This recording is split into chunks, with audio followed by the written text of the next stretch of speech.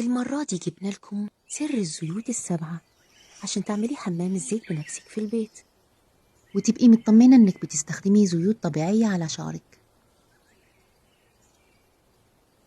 واحنا اخترنا لك اكتر 7 زيوت بتجيب نتيجة هايلة للشعر، وكمان اثبتت بعض الدراسات انها بتساعد في انبات خصل جديدة وتطويل الشعر ووقف التساقط، وهنعرفك ازاي تستخدميها بالطريقة الصحيحة.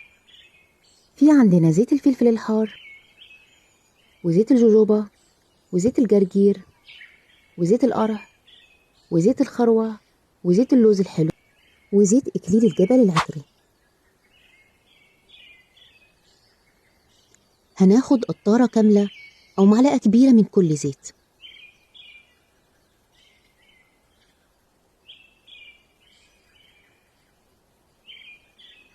وندفيهم في حمام مائي، ودي خطوة اختيارية عشان تزيد من امتصاص الزيت.